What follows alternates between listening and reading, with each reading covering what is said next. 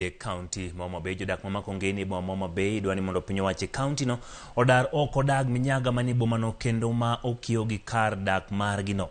Kaka Ali Abich lero giwacho ni muya marach wuok kanyo kendo koro keto ngimagi e lwasi ma ok ni kare.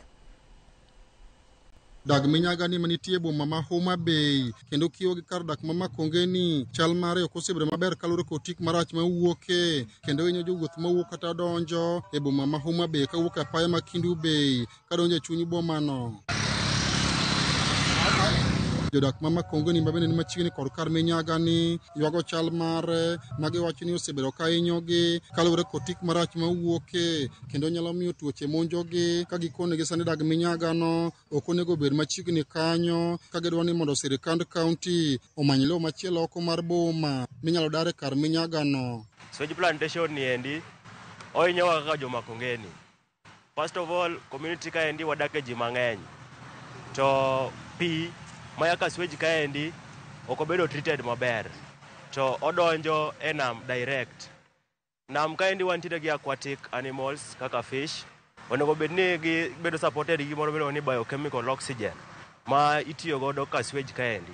To ka ok wanere plant kaka luwore kaka otiyo ok wane mashin moro amora manyiso ni ati pi madonjo ka endi gin pi waste maro. Adiera wakwa sirikal ni weche mwaketo mondo gitimnwa. Wawuoyo weche moko kaka ler e community wa siweji ni osebedo ka ok miwa ngima maber omiyo wakwayo yo minyalo golego mondo tere kamoro. E romo mane moko kuom jodak ma Makongeni obedogo gitend kambi mar Mawasco ne giywago pek ma gisebedo ka gineno kalure gi chal marach mar kar minyaga no magiwacho ni keto picha marach e boma ma Homa Bay kendo koro ber kidare tere kama chielo nikech bende okio kod kama sirikal mamalo dhi nyime kod gedo mag ute ma nengogi oyueyo. Sewage plant ni wan kaka jodak ma Makongeni wainyore. Number 1 okawo pi kaka en no to soyo e nam. Ka chieng' rieny to dung' wall bende kore obarore ma if any case ni gari obayo yo from the main highway tidonjo gari dhi madonj nyaka e pond.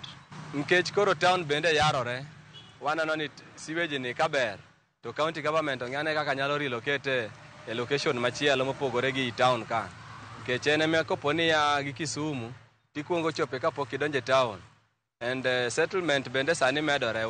It is next to the affordable housing ma in future obro tingo ji mang'eny to samodung no ok odhi bedo maber. Jatatije maduong' mar Mawasco Thomas Nyonje manoyuoro e kinde romo mar jopinyno ne ogolo singo ni sirikand county sani koro dhi nyime kod chenro mar manyo kama inyalo dare kar minyaga no. So gi chenro maber ma county government to gi Homa Bay Water and Sanitation Company nigodo e wach sewage treatment plant maka nyiso gi ni Governor marwa Satieno Nyasuna Wanga okawo wach mar sewage treatment plant ni maduong' osemanyo investors wawuoyo gi African Development Bank mondo mi ka wanyalo yudo omenda migolo godo gini ka itere godo kama chielo.